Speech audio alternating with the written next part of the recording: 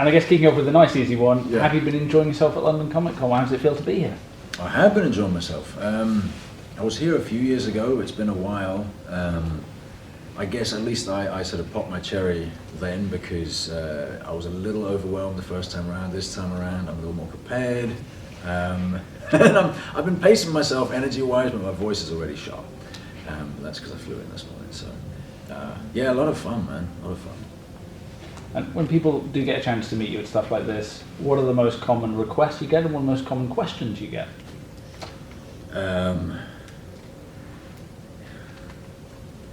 I guess a difficult one sometimes is you know, what's your favourite phrase of a certain character? You know, it's hard. It's hard to come up with a favourite phrase, and I think when fans are so good about digesting characters and going back over scripts and dialogue. I mean, I finish a project and I'm kind of like it's sort of gone and on to the next, and not like forgotten in terms of the experience, but they've got like a photographic memory of all these things. So I think that's a challenge for me, and I feel like sometimes I let people down because I'm like, I wish I could think of that. Like, no, but that scene where you do the thing, and I'm like, I mean, how did you get started in acting and specifically voice acting? That's a good question, because I started off acting, went to drama school, and then in my last year of drama school, I got an agent. I was very fortunate to get an agent, and all their clients had voice tapes, so they took me by the hand, go to make a voice tape. But then I was doing commercial stuff, so I started off doing retail type stuff, and then some promo type things. And then when I moved to LA in the end of '03, then I got introduced to the world of video games. And what was great about that is now I got to bring sort of the acting side of things to the voice world. So that was nice because you get to play such a wide range of characters with your voice that you wouldn't on camera. Because on camera you're sort of limited by how you look, less so on stage obviously, because there's some sort of liberties there. But like for instance on camera, a lot of the time I'm getting called in to play villains and this sort of thing, and I've played more heroic characters in video games because then I can kind of bring that side. If I could just sort of get the casting people to see it, yes, if you can do that with his voice, maybe he's not a terrible person. But it's all kind of ranged on looks, isn't it? When you're looking at like even film, TV, and theatre, it's by. Yeah, no, for sure. And they see something, they go, okay, that's what you are. Yeah. And it used to frustrate me no end. Oh, tell me about it. Yeah, because it's like, no, you're getting pigeonholed. And it's like, no, but I'm an actor. It's like I trained, and and you're like, I can do this, this many things if you want. And they just see me as this one little thing. But I realize, in a way, it helps them do their job. It helps casting, directors do their job by going, okay, good, we know he can be our person for that, Yeah. And so basically my theory is if you can make not a career, but if you can make a big impression doing that thing, then you get to a stage where then you can start to pick and choose a little bit. And I think the best example, I'm not saying I'm anything like this person, but like say for instance like a Tom Hanks who's like Mr. Comedy becomes so huge that now he can go, okay, no, I want to do this. I want to do this guy here. Yeah, I think it's that one role, isn't it? The one role that can allow you to kind of break against time, in a sense. Yeah. That can allow you to sort of encompass something. And if you can hit a home run with that role, because I think it was so established that when he did something like Forrest Gump, for instance, it propelled him to do more like serious roles and different types of characters. He became more of a character actor rather than a comedy actor. Yeah, I mean something like Philadelphia, when you saw Big, you wouldn't think of him, being able, even being capable of that, because you just hadn't seen him do it, sort of thing. I also think as well, also it's name value. You get to a certain point where you have, significant, cred and notoriety. Notoriety is the wrong word, but when you become a bit of a household name and people do know who you are, I think then it's like, oh, okay, well, if they're interested, well then maybe we will, consider them for something outside of that. How do you think the games industry and kind of like geek culture has encompassed actors now? Because like there's more diversion in terms of your roles. You know, video games used to be those little things that you just play on, you know, and like little text adventures. Now there's so much more to them. They're more cinematic. Yeah. They're like equal to value in kind of like film and TV. How do you think that's kind of worked to your advantage as an actor?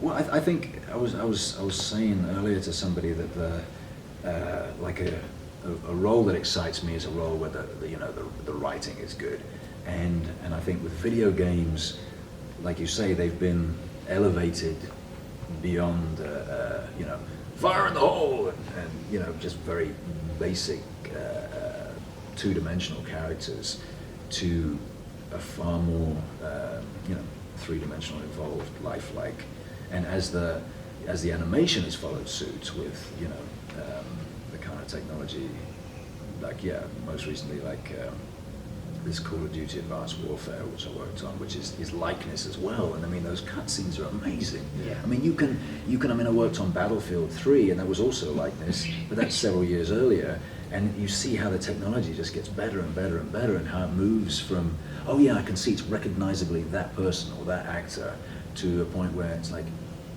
is that film or is that animated? You know, it's so close now, and audiences and the players, are demanding a better quality the whole time. I think they're not satisfied with simple linear stuff. They want more complex narratives, and also with video games, it's not like a movie where you only have to satisfy people for I don't know, 90 minutes or 2 hours.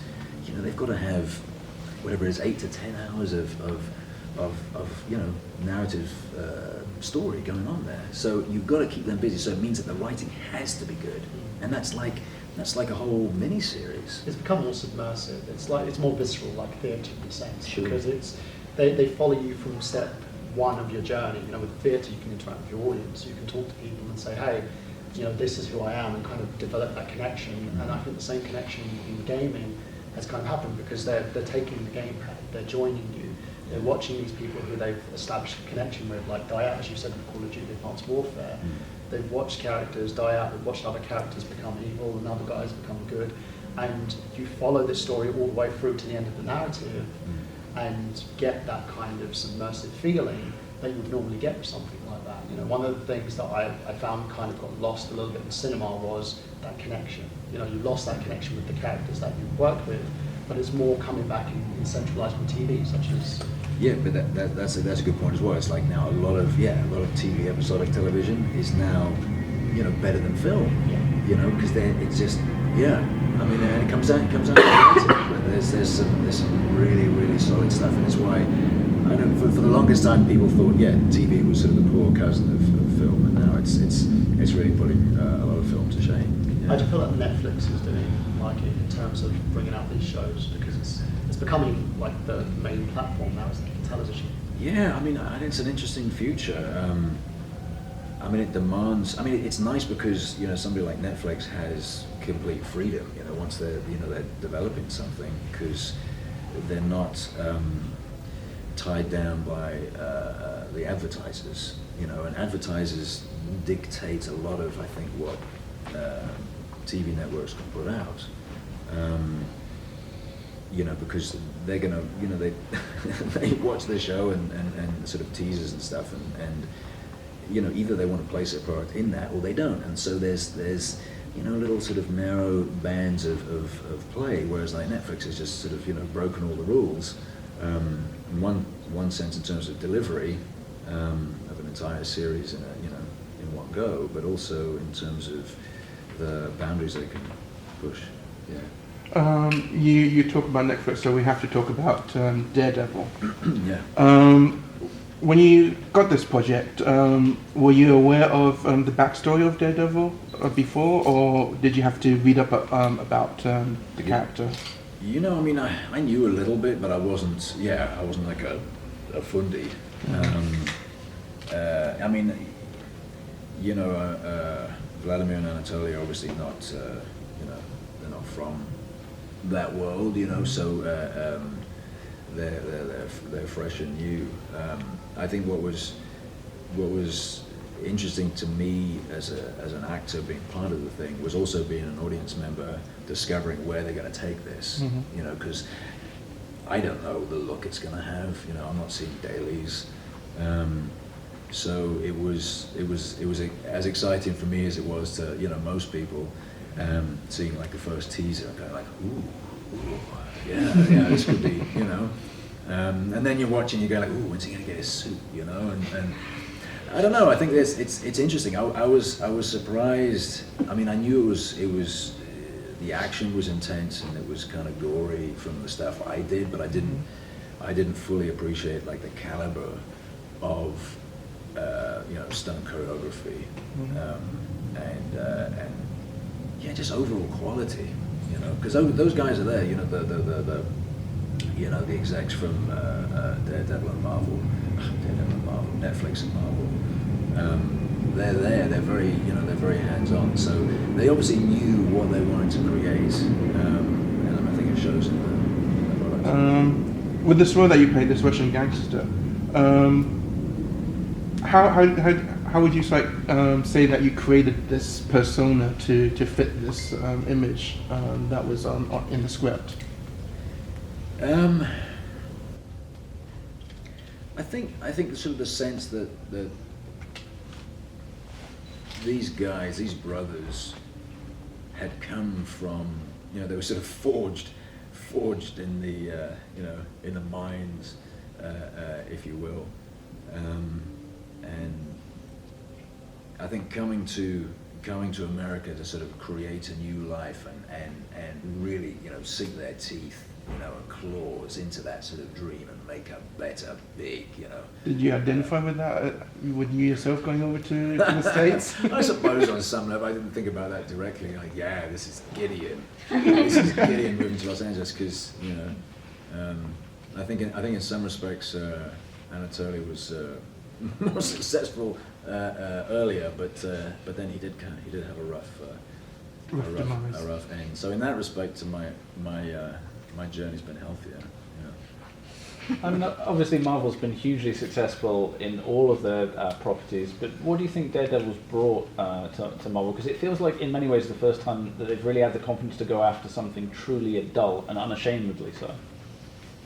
Yeah, I mean they don't pull any punches, you know, literally and figuratively. It's I think it's great. I think it's really exciting that they can do that, you know. And I think people perhaps laughed them off in the beginning, you know. It's like, you know, are they really a player, you know? And now it does seem to be very much the way you know, delivery of television is moving. So I don't know what that means for, you know, for the regular networks and or for, you know, the industry in general, but it is interesting. I personally as an actor, you know, I think it's interesting from that perspective that, you know, you could work on a show and know that you're going to be shooting a whole series, you know, a whole season, as opposed to, you know, the typical pilot model where, you know, they shoot a bunch of pilots,